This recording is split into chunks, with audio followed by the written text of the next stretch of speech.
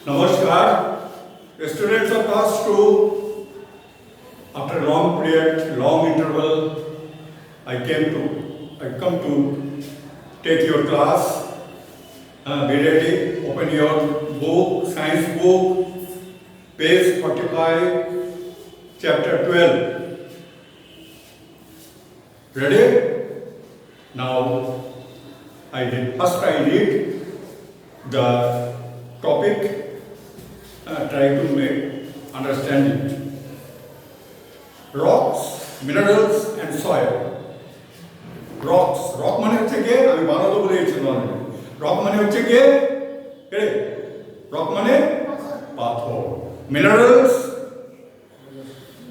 খনিজ পাথরের মধ্যে খনিজ পাওয়া যায় পাথরের মধ্যে খনিজ লোহা যার থেকে আমরা বের করি we extract the minerals from rocks. Then soil. After soil মানে মাটি এই তিনটের মধ্যে কিন্তু সম্বন্ধ আছে রক্স মিনারেলস অ্যান্ড সয়েল সেই জন্য তিনটে একসঙ্গে চ্যাপ্টারে পড়ছি আমি এখন বইটা পড়ছি তো বুঝে নাও বাংলা মানে the surface of the earth is made up of soil rock and mineral surface মানে পৃথিবীর যে স্তরটা উপরীয় স্তরটা কি আছে কি দিয়ে তৈরি মাটি দিয়ে তৈরি মাটি আছে পাথর আছে আর মিনারেলস আছে collect rocks from different places and look carefully at them with a magnifying glass এখানে ম্যাগনিফাইং গ্লাস একটা কাঁচের মানে ইয়ে হয় মানে ম্যাগনিফাইং গ্লাস হ্যাঁ আতসিকা ওতে কোনো কিছু বড় করে দেখায় ওই মানে রকগুলোকে দেখো কাঁচ দিয়ে বড় করে দেখো কি দেখতে হবে you will find the surface of the rock is made up of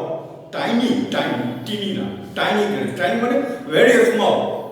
Tiny means very small. Tiny grains. ছোট দানা তো দেখতে হবে ওই ম্যাগনিফাইং গ্লাস দিয়ে বড় করে this grains are called minerals এইগুলো সব হচ্ছে মিনারেলস যেগুলো সবকে আমরা ফ্যাক্টরিতে পাথরগুলোকে নিয়ে যাই রকগুলোকে পাথরগুলো দিয়ে ব্লাস্ট ফার্নেসে ওকে গলিয়ে ওই মিনারেলগুলোকে বের করে নেওয়া হয় খনিজ পদার্থ বের করে নেওয়া হয় এটাই হচ্ছে রক্স এবার হচ্ছে ফর্মেশন অফ সয়েল হ্যাঁ মাটি তৈরি হয় কিন্তু পাথর দিয়ে মাটিটা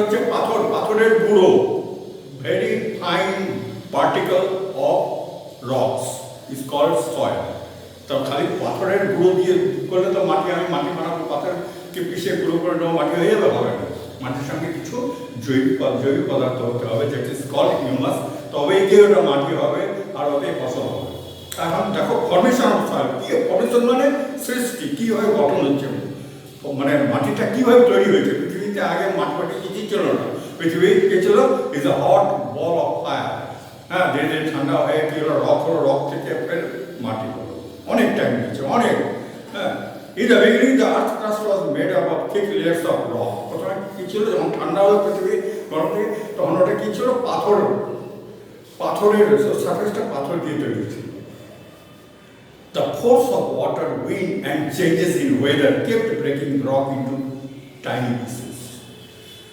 প্রাকৃতিক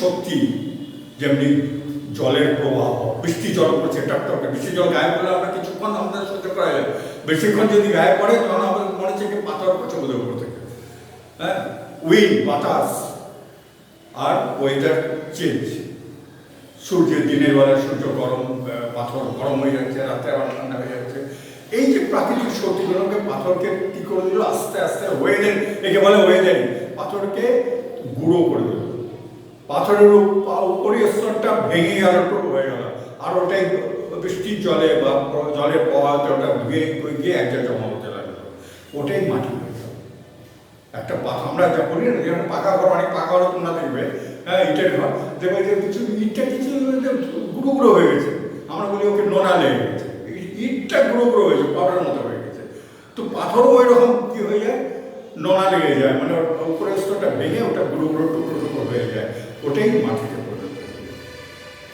after hundreds of years very fine sand pebble মানে নুড়ি পাথর ছোট ছোট পাথরকে and gravel is also pebble were formed বড় বড় পাথর বড় বড় রক চট্টান যাকে বলা হয় ওসব ভেঙে টুকরো টুকরো হয়ে এই ছোট ছোট নুড়ি পাথর গ্রাভেল এসব তৈরি হলো, স্যান্ড তৈরি হলো। Remains of plants and animals also got mixed with those sources. এই পাথরের গুঁড়োর সঙ্গে গাছপালা, যে গাছের পাতা পড়ছে প্রতিদিন, প্রতি মাসে, সব সময়, সারা বছর গাছের পাতা পড়ছে, ওই পাতাটা পচে বিভিন্ন পশু পক্ষী প্রাণী মানুষ সব, এটা সব যে মানুষ মরে গেলে কি হয়, সব মাটিতে মিলে যায়। এভরিথিং যা কিছু আছে সব কিছু পচে মাটিতে মিলে যায়।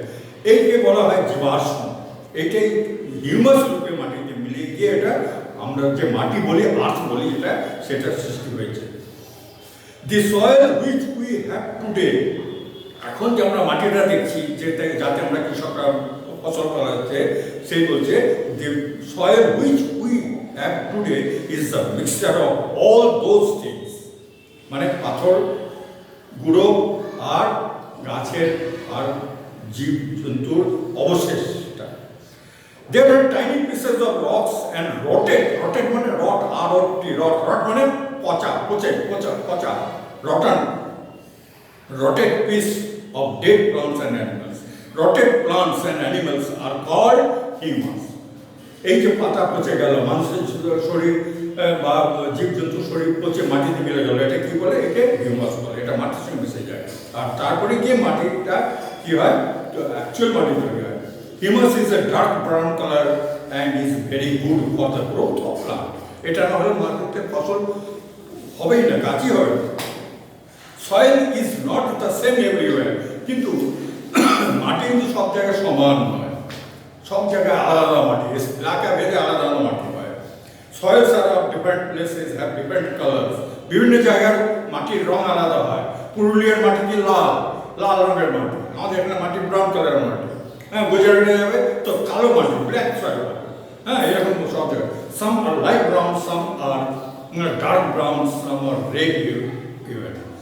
These soils are also feel different. These soils also feel different. এই মাটিগুলো মানে আমরা হাতে নিলে পরে আমরা মাটি মানে আমরা আলাদা জিনিস অনুভব করবো। They are different because they are made up of different rocks. এটা কেন আলাদা হয়? কোনো মাটি ভারী হয়, কোনো মাটি হালকা, কোনো মাটি গুঁড়ো বালু হাত থেকে পড়ে গেল, এরা বিভিন্ন প্রকারের পাথর থেকে তৈরি হয়, সেই জন্য এদের আলাদা হয়। And amount of humus also differ in them. মরুভূমিতে বালু পাওয়া যায়, ওতে মাটি, ওটাও মাটি কিন্তু ওটা বালি মাটি। ওতে কেন? ওতে হিউমাস নেই, মানে হিউমাস মধ্যে যদি হিউমাস থাকে তো ওটা মাটি হয়ে যাবে। এটাই হচ্ছে আজকে এই পর্যন্ত থাক। নেক্সট ডে আমি পড়ে গিয়ে কোশ্চেন লেখাবো। নমস্কার।